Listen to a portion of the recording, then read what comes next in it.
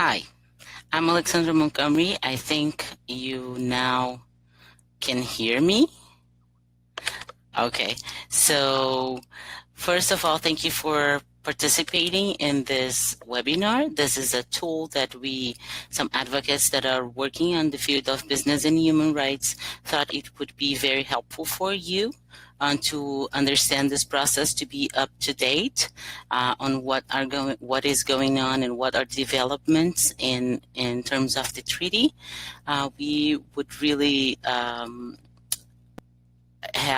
we will have some speakers here to help you to understand and to be up to date on what is going on in Geneva.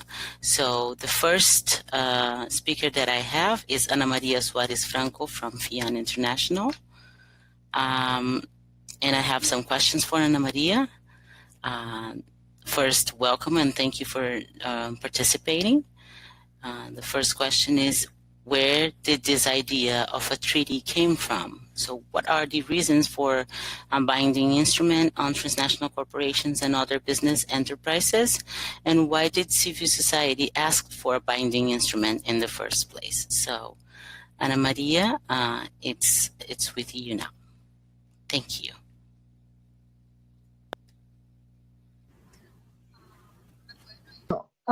¿Me pueden oír ahora? Muchas gracias, Alex, por la invitación a hablar en este webinario. Espero responder a tu pregunta rápidamente. Como varios de ustedes saben, la denuncia sobre los crímenes cometidos por parte de las empresas no es una cuestión nueva. Ya en los años 70 hubo demandas o solicitudes de una regulación internacional obligatoria para las grandes transnacionales que fueron cómplices con las dictaduras, principalmente en los países de América Latina. Parece que hay un problema con la interpretación, así que por favor me pueden avisar cuándo funciona la interpretación.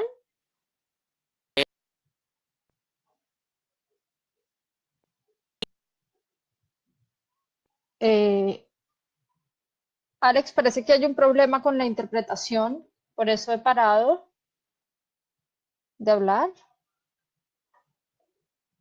Yes, Ana Maria, it looks like there is a problem with interpretation. You're going to check. We're checking on this right now and see how we can get it fixed. Just 1 second.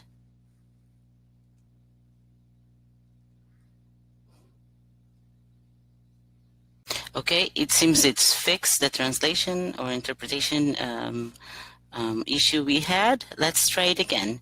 Ana Maria, can you please go ahead? Thank you. Nuevamente, gracias. Very well, thank you. Once again, I would like to repeat, I'm thanking Alexandra for this opportunity. I'd like to remind you that this process, in terms of demanding international regulation for TBC OBE, is not a new initiative. Back in the 70s, civil society was demanding that type of regulation, given the complicity given by transnational corporations with dictatorships in Latin America, for instance. However, at that time, in the 70s, some industrialized countries were opposed. They tried to keep this debate solely between experts or among them, without taking this into the intergovernmental scope. These experts, according to civil society, they tend to have a corporate influence. Hence, regulations, for instance, the OECD guidelines and the Global Compact, started to be the reference until we started to have the principle to regulate human rights on businesses. However, these did not have a mandatory system for corporations, and they did not clarify which were states' obligations in terms of business regulations. In these voluntary regulations, one of the characteristics was that there was a lack of an explanation in terms of how states should regulate corporations when they were going beyond their borders, which is the extraterritorial obligations of states of transnational corporations. And then it was a moral obligation of companies. However, we are demanding companies' legal responsibility. In the last couple of years, when we requested this binding instrument,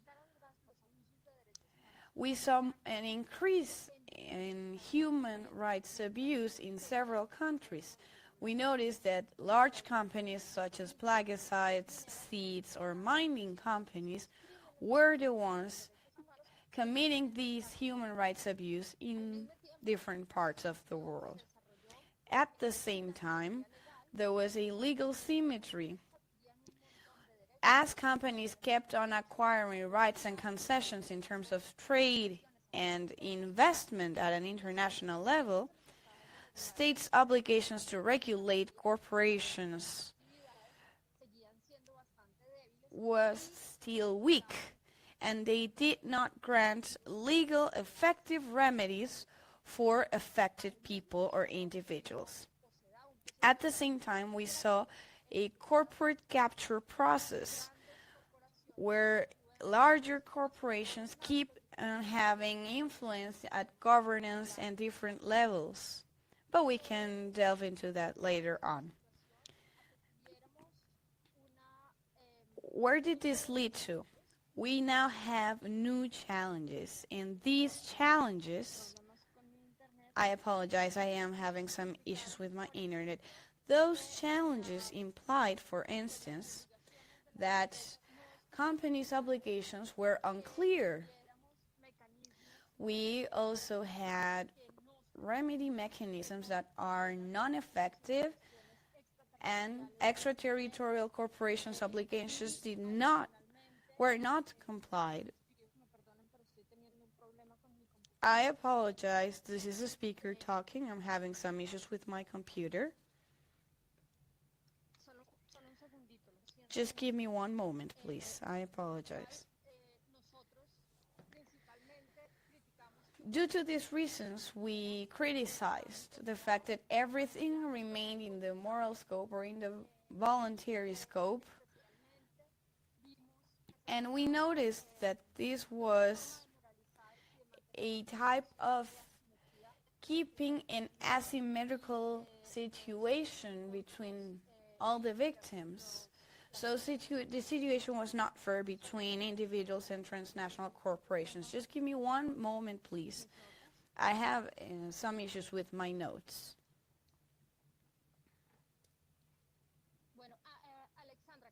Alexandra, I think that this is an answer for the first question. Perhaps we can move on to the second question, if you will. Maria, for answering the first question.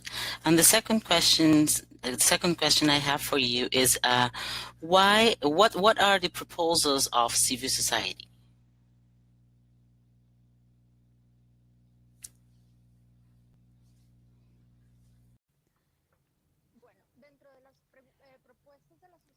Within civil society proposals, there were differences on the statements adopted by the Treaty Alliance. And not only by the Treaty Alliance, but for several organizations, 48 of them. In August 2013, they noticed that guideline principles were not enough to defend affected people's rights. 48 organizations undersigned a statement, and that same year, in September 2013, the Congress of Peoples that was celebrated by ESCR-Net, there we had a first segment undersigned by over 1,000 organizations. Within the demands, they included the creation of a space for a binding instrument, which would be what we now know as the Open Intergovernmental Working Group, where we are now regulating with negotiating the treaty. Second, to have a regulation for corporations, both for domestic or national obligations.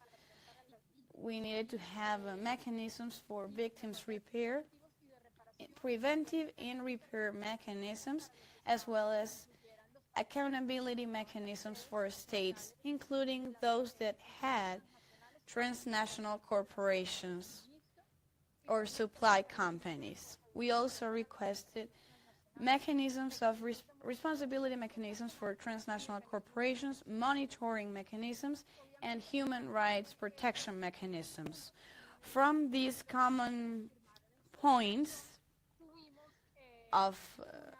that were included in the statement, we had some input that will be explained by other people. Alex, you may continue. For that explanation.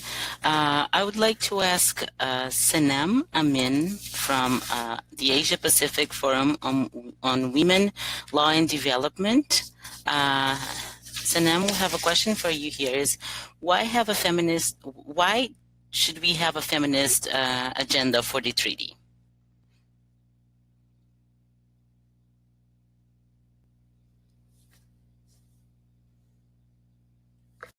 Hello, I hope everyone can hear me.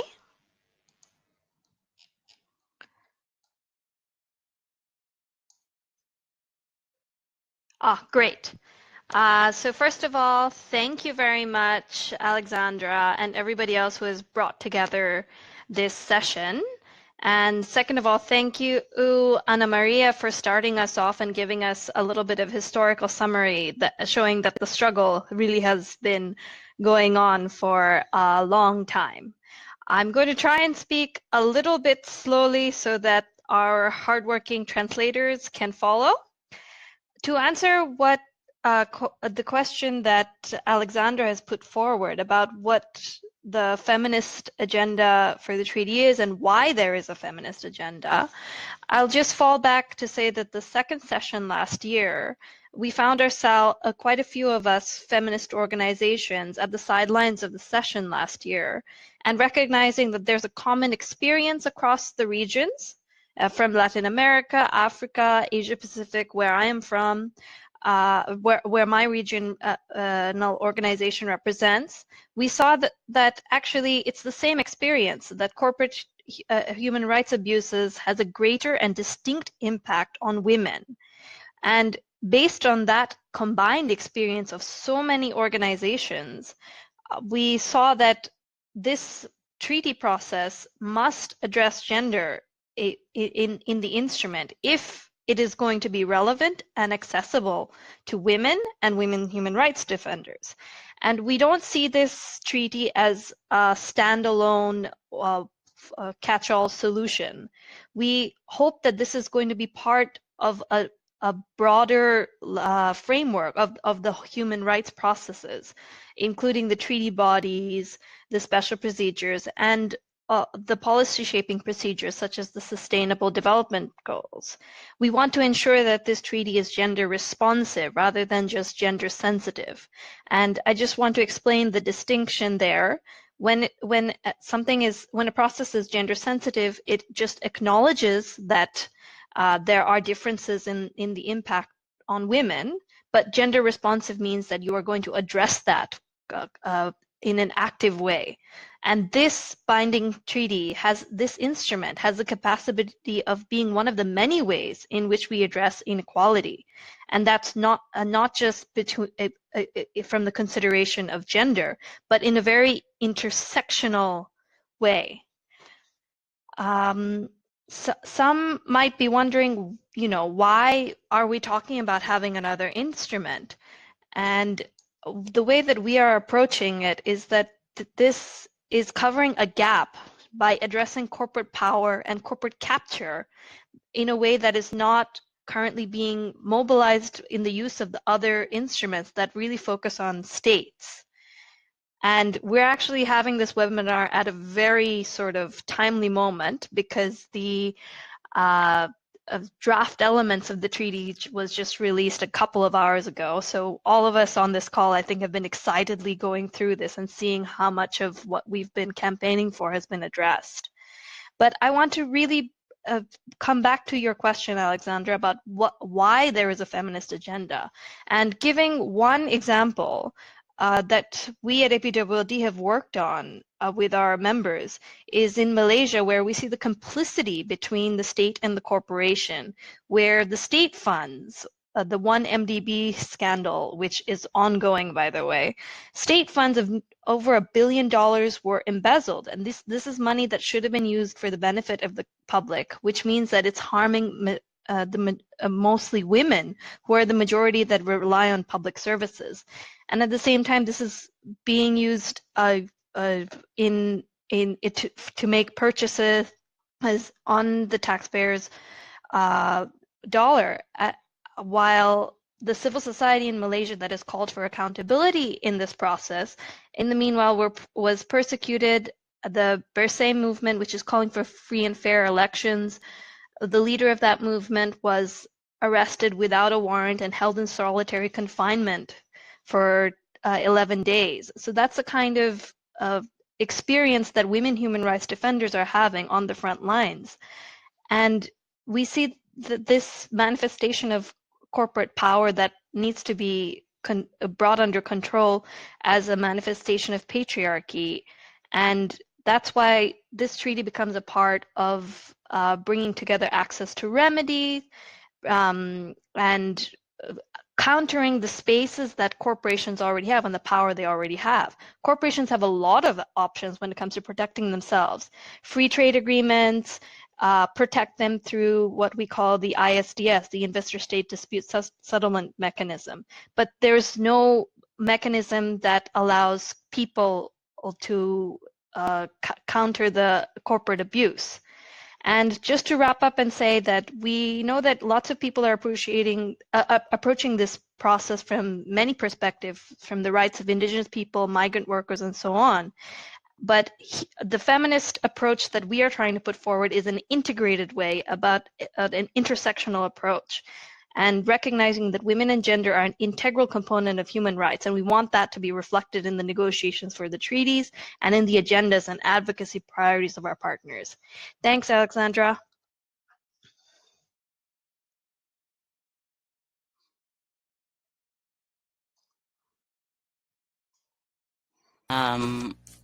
Thank you very much for answering the question, and also for being very precise on what we should do to have this feminist agenda and the importance of it.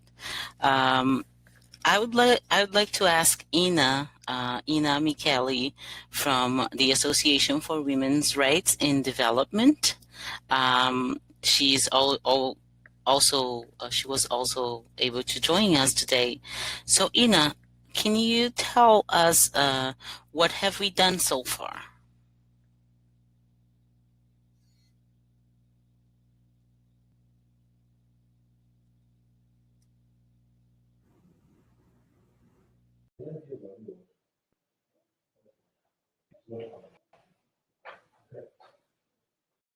Hello? Can you hear me? Oh, perfect. Hello everyone, and it's a pleasure to see familiar names and unfamiliar names. So what have we done as feminists and women's rights organizations involved and passionate about the binding treaty so far? As Sana mentioned, we came together last year at the session, recognizing that there is an opportunity and also a need to center gender justice in this process, also coming from an intersectional perspective and recognizing the different vulnerabilities that people come from in the context of corporate human rights abuse. And so already last year, we have drafted together a joint statement from women's rights organizations and presented it in the formal session. We have been in touch since then, following the process, coordinating across regions. We held a public event in Geneva in June entitled Women Challenging Corporate Power, highlighting both the ways women are impacted by corporate power in gender-specific ways, but also our strategies of resistance and the particular challenges and needs and expectations and hopes from the perspective of women human rights defenders for the treaty. And most recently, we have submitted three key suggestions for the treaty as we envision it and how we believe it could best center and address the needs of women and women human rights defenders. So just to mention those three key suggestions that we believe are imperative to the advocacy process, it is gender impact assessments and addressing gender within human rights, impact assessments before any business activity. The second point is access to remedy, acknowledging the particular difficulties of women and women human rights defenders in accessing justice.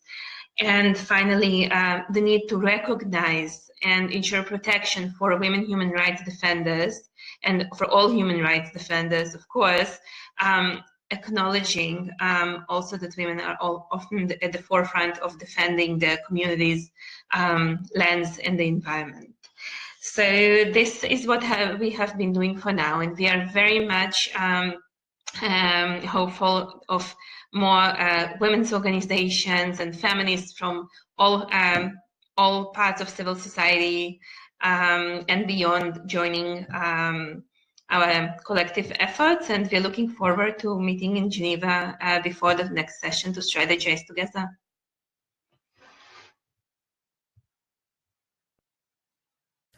Thank you very much for explaining to us what the feminist organizations and the feminist movement is doing now to help in this process and to make sure that we can be heard in this process. So now I would like to move and ask another speaker, Dominic Rainfree from the Center for Constitutional Rights. Dominic has been working with other groups, especially other groups from ESCR-Net, COG, the Corporate Accountability Working Group, on this issue of corporate capture. So Dom, thank you for joining, and I'd like to ask you, so Ana Maria and Sanam and Ina, they have mentioned corporate capture on their intervention. So can you please explain to us what is corporate capture?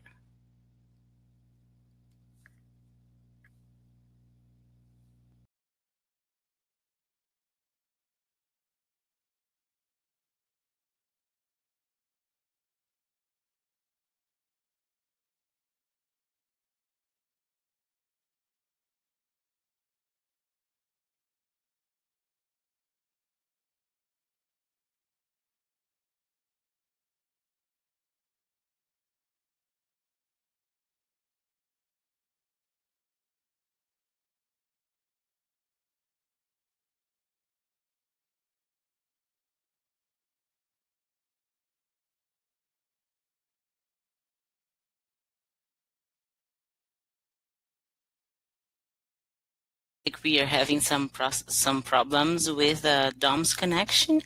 I am going to try again to see if I can give him the floor.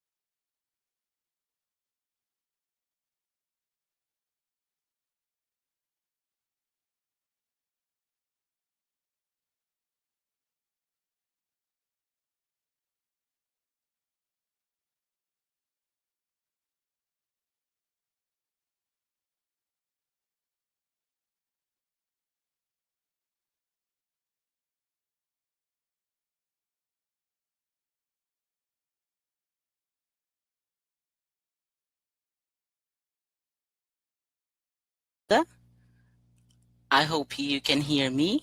I am giving you the floor to answer the question, what corporate capture means. Can you help us to understand a little bit about it?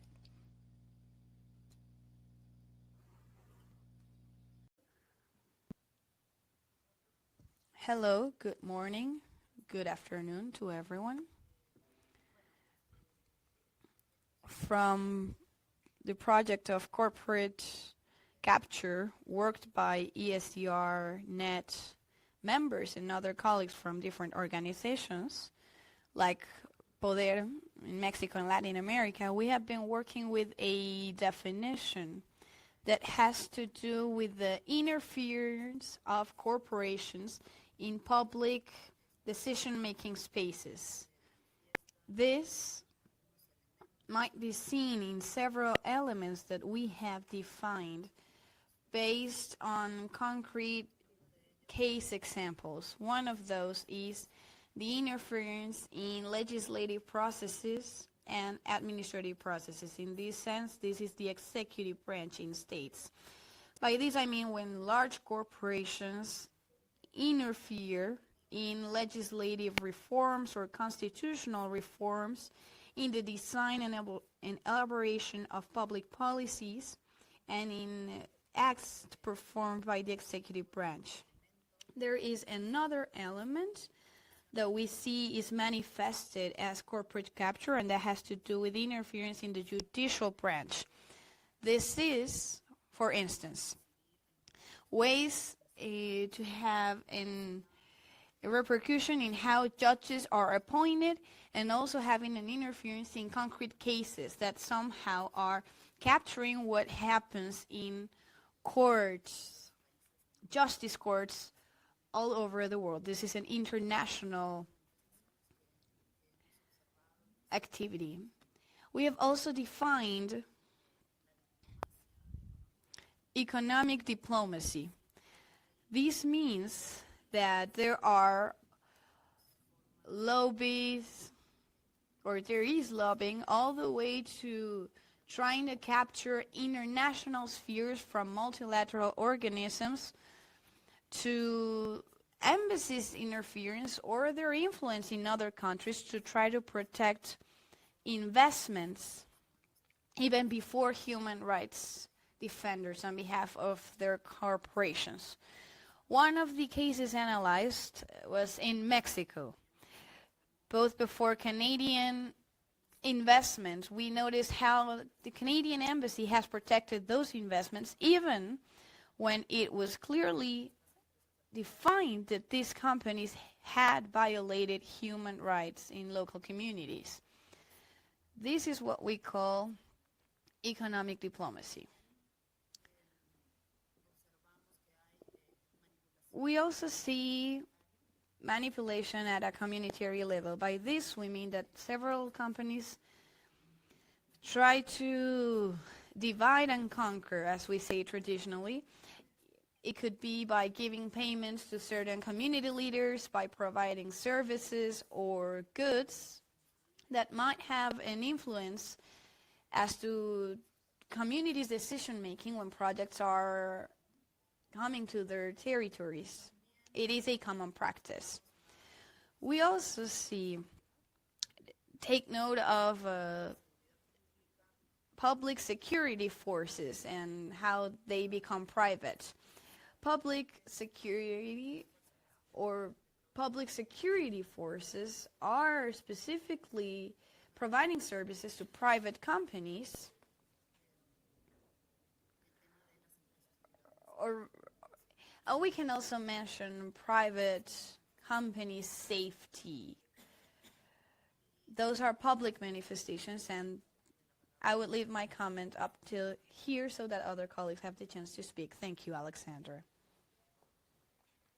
Nanda, thank you for this explanation on what that phenomenon means, because several times we mention it, but we need to know, and people that are listening, they need to know exactly what we are referring to when we talk about corporate capture. So we're going to try to have Dominic again. I have him up for the next question. That would be, how could corporate capture have an impact in this 3D process? So hopefully we can get Dominic again. Let's try.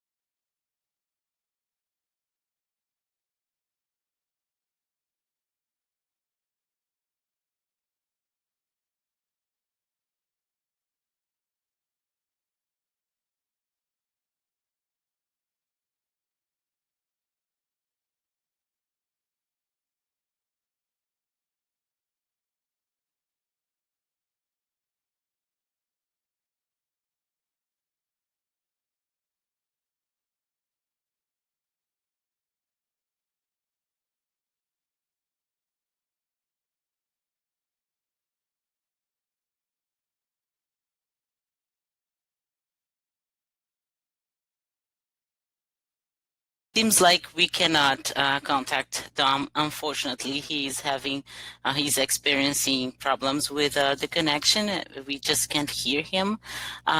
So what I'm going to do is I'm going to give the floor back to Fernanda Hoppenheim from Poder and ask Fernanda, how could corporate capture have an impact in this 3D process? Can you help us to understand that? Thank you. Gracias.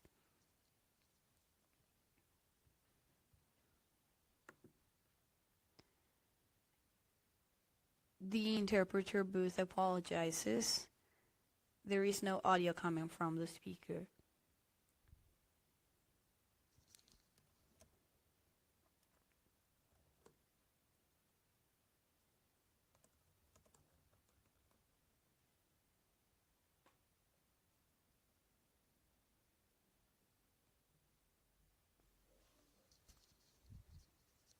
Problems with Fernanda also. I'm gonna try to, Fernanda, please check the language that you're speaking on the screen, and I'm gonna give you the floor again, okay?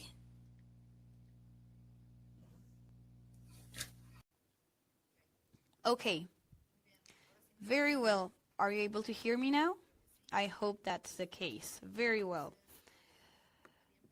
So I had started mentioning that it is very important, on the one hand, to notice the possible interference that corporations want to have in the process of the treaty to draft the text and negotiations. That, I believe, is a relevant element. On the other hand, our colleague Tamar will talk about some concrete examples on different provisions that might be taken into account within a legally binding instrument regarding conflict of interest. I believe this might be very important for the treaty process so that we have specific comments on conflicts of interest.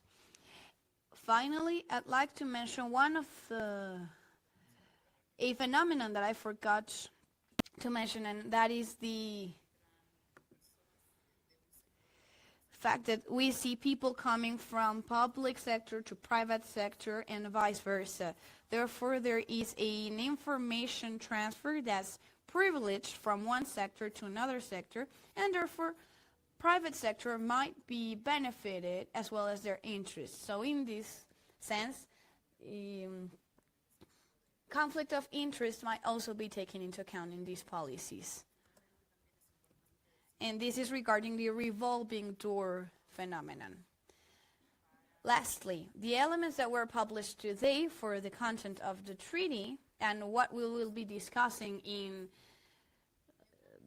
sessions in Geneva, we don't see any specific comments on corporate capture, and that is something that we may denounce, and we should act so that these are incorporated into the upcoming work. Thank you.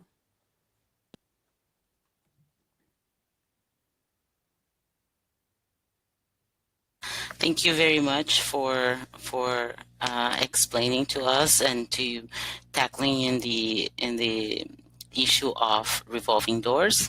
Next, I have Tamara Lawrence from Corporate Accountability International. Tamara, thank you for joining us. I hope we can hear you. I would like to ask you if are there examples of ways that these actions of corporate capture can be prevented?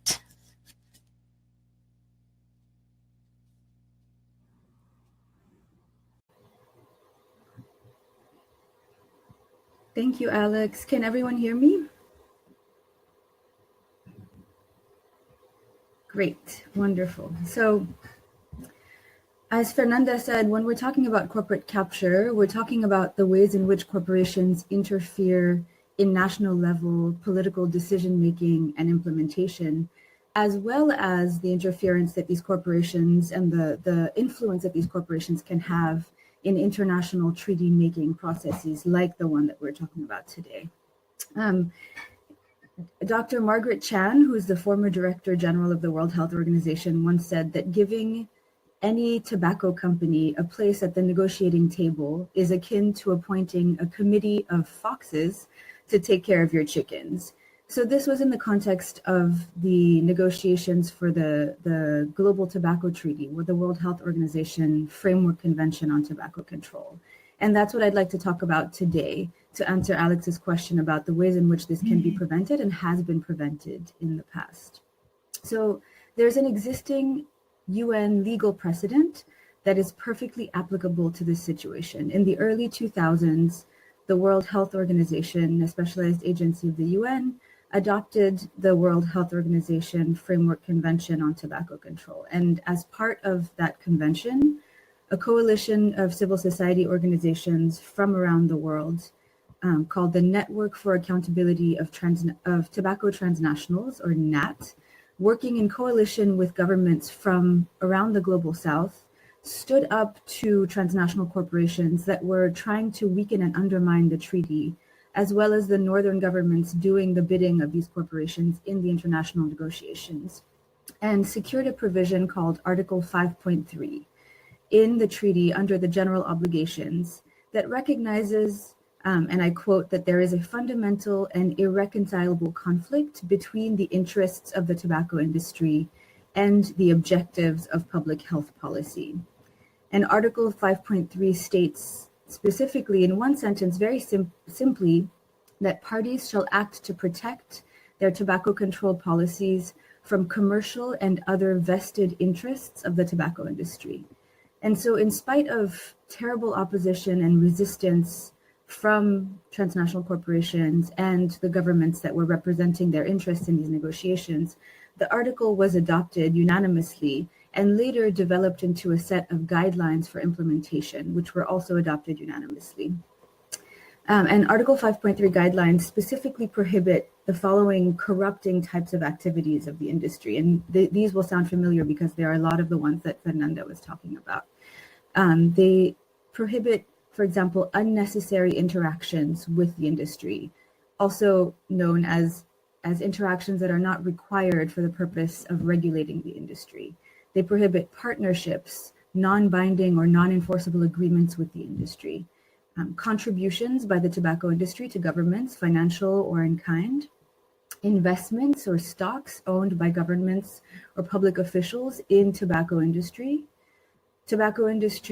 drafted legislation or policy, voluntary codes, as we've heard about the general principles, for example, tobacco industry representation on government tobacco control bodies or international treaty negotiations and delegations, revolving doors, and the participation in policymaking, basically, and implementation activities internationally and nationally. So prohibiting these activities essentially insulates policymakers from the corrupting influence of the industry. In the tobacco treaty context, this has become the single most important provision of the treaty, creating the political space for incredible public health advances. And many call this provision of the treaty the backbone of the treaty. So in order for the legally binding instrument to be successful, it also needs a backbone, a general principle that will create the political space for all the important elements of the treaty that we all want and need to see included in this treaty.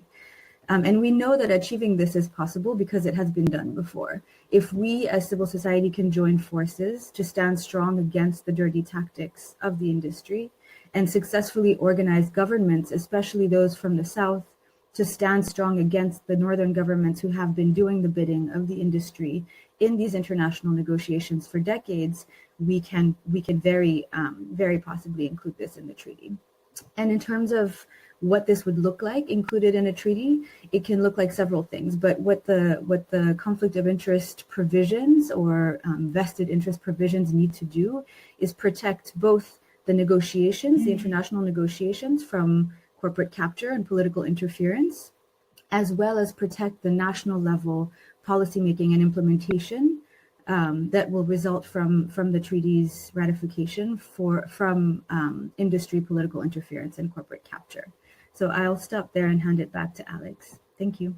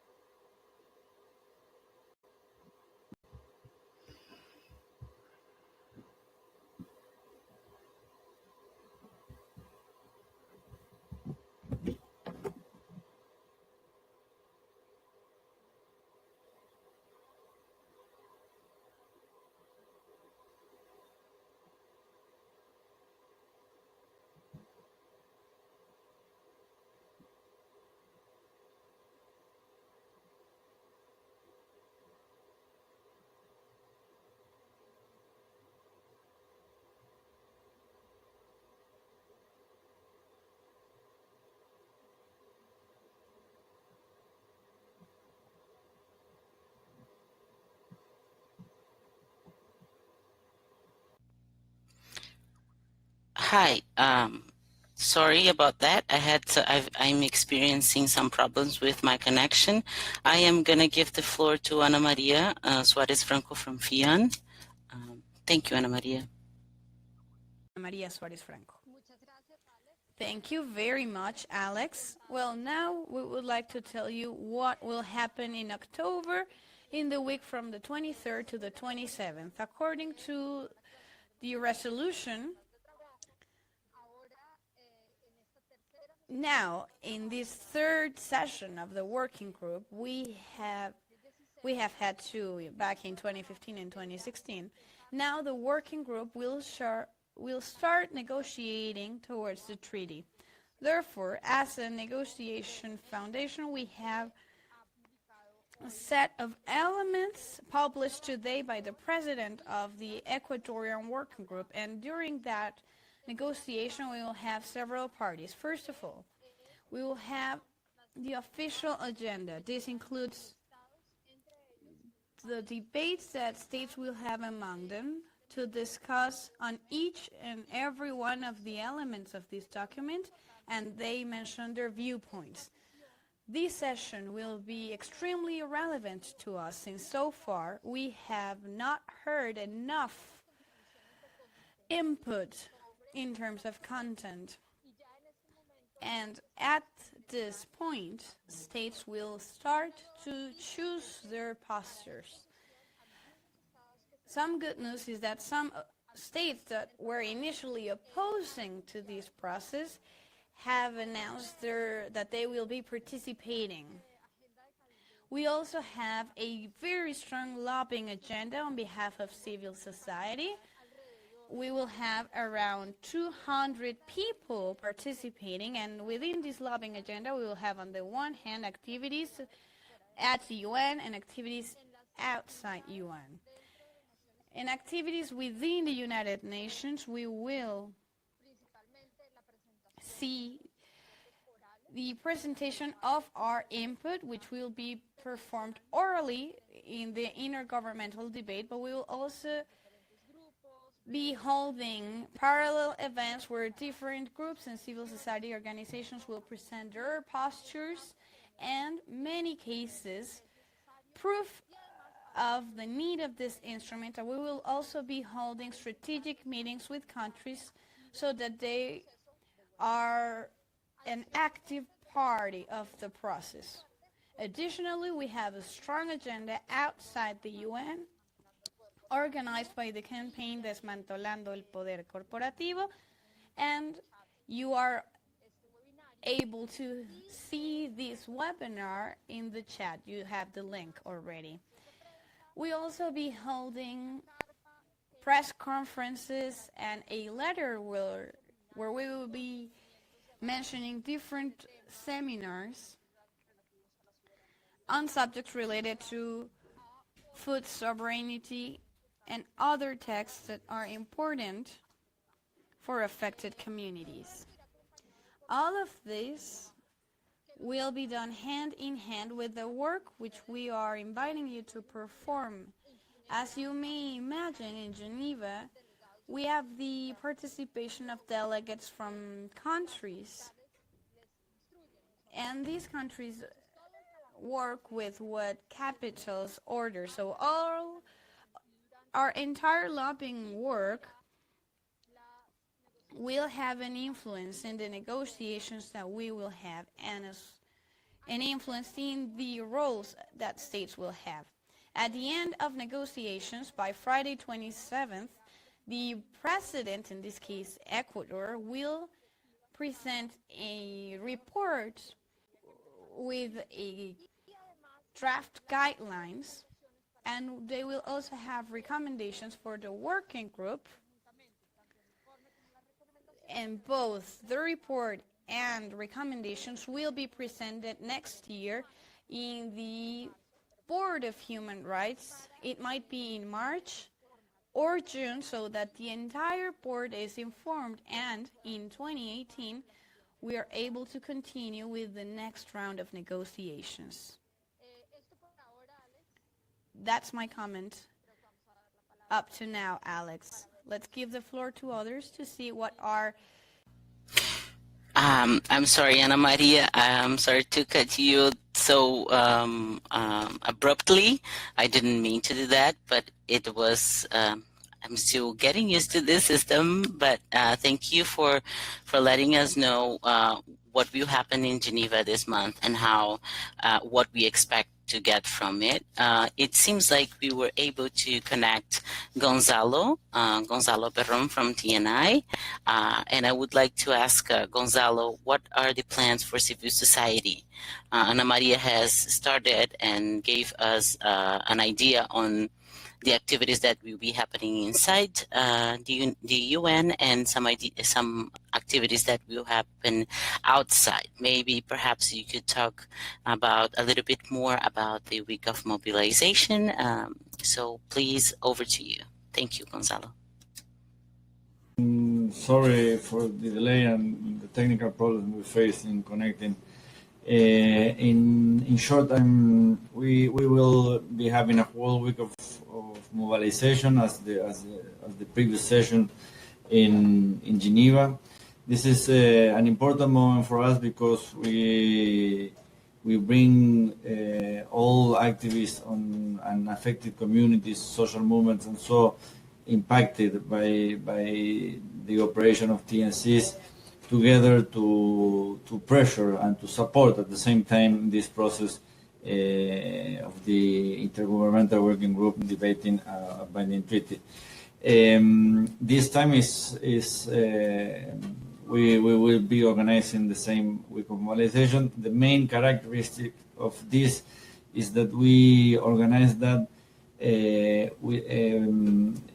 it has kind of two dimensions. One inside, and that's the one we share mostly with the Treaty Alliance, comrades and so, and the other one outside, where we organize some activities of mobilization, mostly giving visibility and an opportunity to discuss with people in Swiss, in Geneva in particular, and the social movement there in another kind of environment. So what we will be organizing is a big tent in the Broken Chair Square, and that's right in front of the Palais des Nations there in Geneva, where we will start the week of mobilization with a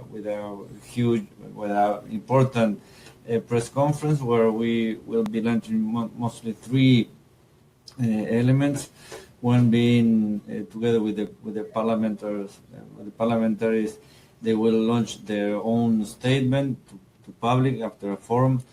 Then our own statement as TA, you know that this is an important process as it has been described in the conference. And finally, our proposal as campaign, as global campaign to dismantle corporate power and stop impunity. This is a proposal we are still discussing, but we are almost finishing, and it will be launched in that process. It's a whole piece of a treaty that we will incorporate in the official process, but it has been built from bottom up, as we always say. Then we will have different workshops and seminars and small conferences until Wednesday, Thursday, sorry, in the tent with different times, including, of course, moments where all people is supposed to be inside the building. So we have a whole program for that. If you want to see the details, I don't have time to list them all. You can go to the page of the campaign where everything is posted. It's stopcorporateimpunity.org, where you will be able to find that. This will include surely a moment of mobilization there, and of course people from all over the world will be coming, and it will be important if people could join us through the webcast or presentially in the tent. You don't need to be accredited to attend our activities. They are open, so people in Geneva, but all those who plan to attend are welcome to those activities. Thank you. Thank you very much, Gonzalo. I believe Anne has posted here on the chat, right beside, you can see it on your screen, the website for the activities of the campaign. I believe that our next speaker will discuss more on other possibilities that you can do to engage in different levels. And also, if you can, with that, I already introduced you, Anne Van Schaik from Friends of the Earth International. Welcome, and if you can please address and let people know where they can find more information on how to get engaged. So the question is, what can people do to engage in the different levels, and how can people that are not attending to this meeting presentially in Geneva take action to support this initiative? So, Anne, thank you very much. Over to you. Thanks, Alex. Can everybody hear me? I hope you do. Okay, great. So I'm going to post in the chat the options of activities that you can do in the run-up to Geneva. I want to briefly address those, and after that I'll say what you can do whilst we are all in Geneva. But first I'd like to say I'm from Friends of the Earth Europe. We are a member of Friends of the Earth International, of our great federation, but I am based in Brussels. So first of all, if you haven't done so, we think it's very important that you sign our statement of the Treaty Alliance, and I've posted also the web link where you can find it. Secondly, I'm not sure if everybody's aware, but we have from the European Parliament an initiative that is only for members of national and regional parliaments to sign a statement in support of this UN treaty. And we think that this is a very important tool also to have national politicians speaking out for the need of this UN treaty for binding rules for businesses in relation to human rights. So again, the website is www.bindingtreaty.org. And we hope that you can all use this tool, that you can send it to your national members of parliament. We also have accompanying letters available in English, Spanish, and French, and Italian translation is coming up for those who would need it. Thirdly, you can also send a letter to your government yourself. We have developed a questionnaire, but also on the website on treatymovement.com, you can find a sample letter that you can use, and you can ask your government, well, what is your position? Are you aware that that these negotiations are going to happen, and how are you preparing? And we find that is very useful to engage directly with your government. Of course, you can also let others know. Here I wrote down, you can write a letter to the editor of your local media outlets. But of course, you can also talk to friends. You can talk to organizations. You can talk to activists to ensure that they are all aware of what is happening. And again, we have a sample on our website. And lastly, and this I wanna emphasize, this is a very important tool for us. This is our Twitter, the different Twitter hashtags that we use. We have Binding Treaty, but also Stop Corporate Abuse and Stop Corporate Power. And through this, we keep ourselves and also you informed of what is happening. And we have found it very useful to have this tool, for example, when we do Twitter storms or when we want to point attention to important developments, such as the publication of the elements that happened today. So that is what you can do in a run-up to Geneva. I also would like to encourage you, if you haven't done so already, to sign up to the different email lists that we have. So for example, for the European NGOs, we have a specific email list, but there's also email list for different regions, and of course there's a Treaty Alliance email list. So now I want to talk about what it is you can do during the Geneva, because as we've learned from Anna and also from Gonzalo, there is a lot happening in Geneva itself. And don't underestimate the importance of being in Geneva with a very, very large delegation of activists, of affected people, of NGOs, of academia, because it does have a big impact. States see that this is important to us and they respond to it. So we find it important, and I think that we are already well covered with our activities, our side events, our actions, but we also think it's very important that we maintain the pressure in the national capitals. And so when you're not coming to Geneva, there is also some stuff that you can do, as I've listed here. Well, first of all, to keep yourself informed, we have a Treaty Alliance website. I've talked already about the email lists, and to follow the discussion on Twitter.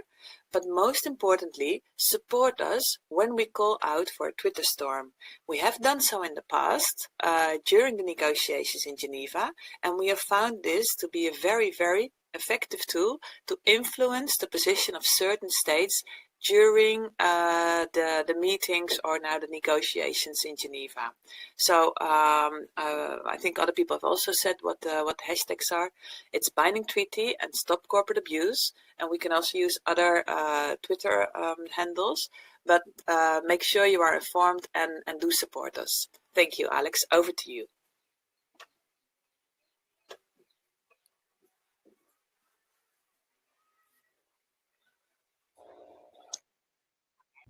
Thank you, Anne, and thank you, everyone.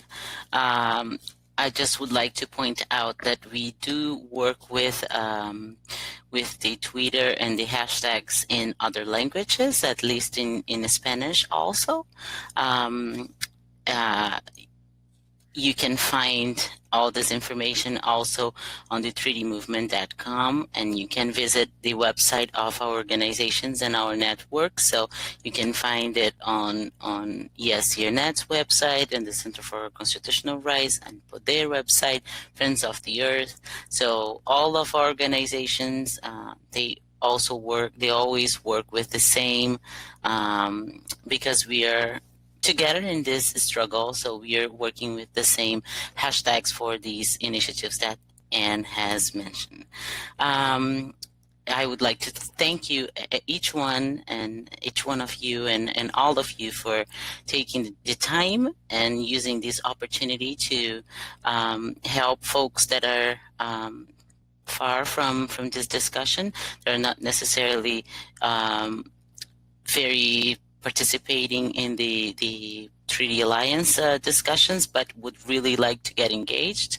So it is important for us to build this movement together, and it would be very important for all of you to get engaged and spread the word with your colleagues in your countries, in your nations, pressuring your governments, contacting the media.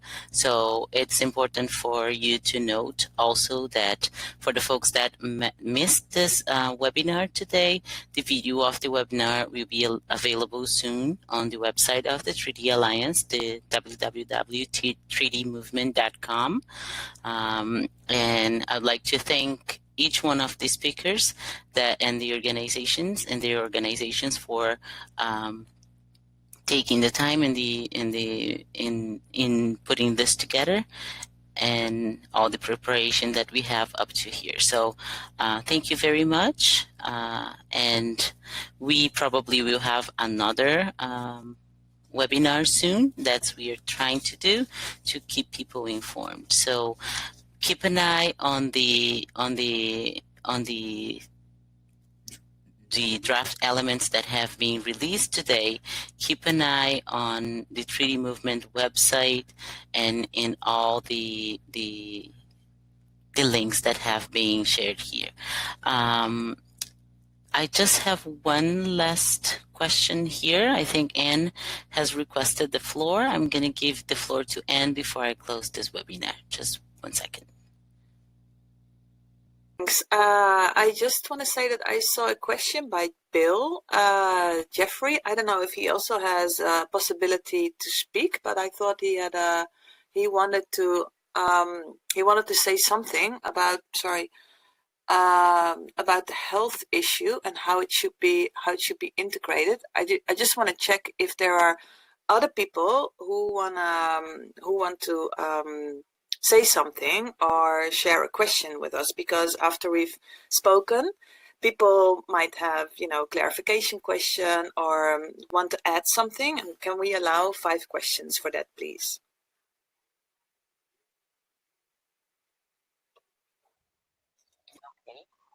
Okay. I will just pass the floor to Sergio so he can help me to check on the questions that we have received. I think we still have a few minutes and we could address it. I see that Ana Maria has started answering on the chat. So just 1 second, I will pass the floor to Sergio. Sergio. Hi, everyone. I don't have any questions. I've asked directly in the chat and I see no questions, but perhaps you can give the floor to Ana Maria. She's monitoring the chat. Maybe she has some questions noted. I don't have any questions written down. Thank you, Sergio. I'm going to pass the floor to Ana Maria so she can address the question that Anne has identified, and perhaps if she caught any other one. To you, Ana Maria.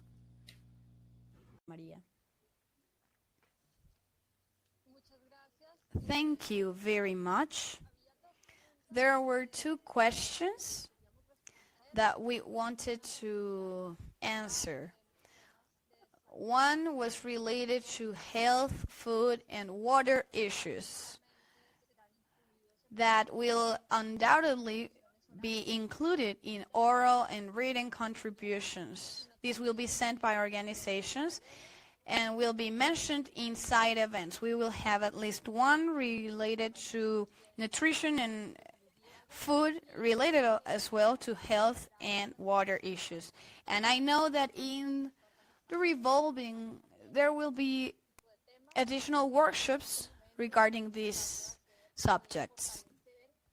We are currently trying to strengthen the link with organizations working directly with health issues, so we will probably be dealing with that subject.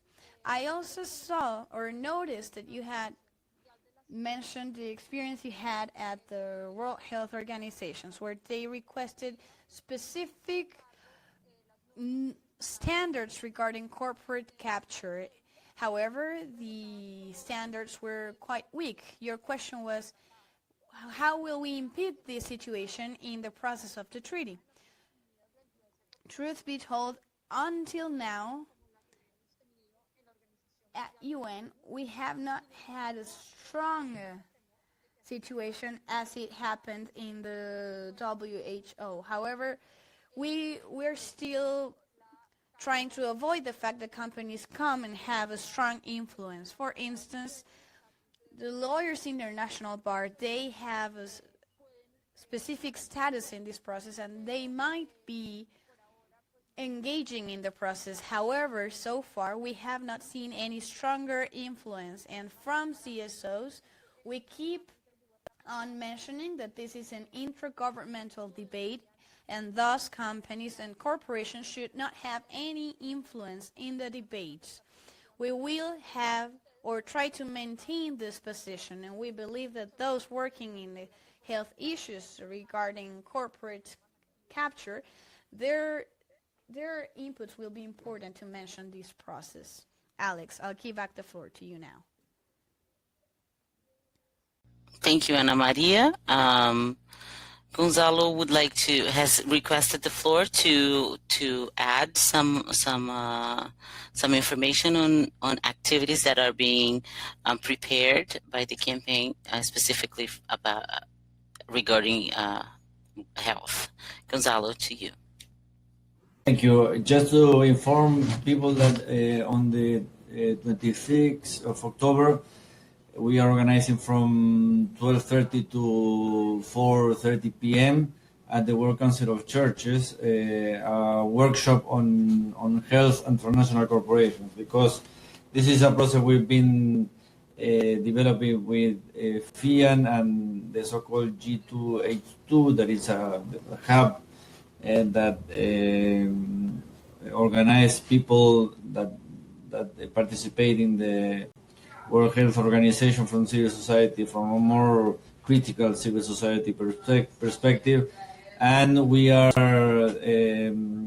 this is the second workshop we organize with them, and with people that fight for access to medicines and so, as for instance here, the ABIA and some others. So that's an important moment to think and strategize on the health issue in relation to transnational corporations and the treaty process. And right after that, there's going to be a more open session that's at 5 p.m. in the tent of the global campaign on the place de Nación, in the square there in front of the Palais de Nación. So all those who are interested in that, keep in touch with us, or you could attend directly those two moments. Those two moments are also included in the whole program, so you can have the addresses of the places and so there. Thank you, Alex. Thank you, Gonzalo. So I'm closing this now because we are getting to the end of the time. I would like to, in name of ESCR-Net, I would like to thank all the members of the 3D Alliance. I would like to thank FIAN, APWLD, AWID, Poder, Center for Constitutional Rights, Corporate Accountability International, Transnational Institute, and Friends of the Earth for agreeing and being so helpful in participating in this webinar. Thank you very much, and I hope to see you when we have another one. And up to Geneva. Thank you. Bye.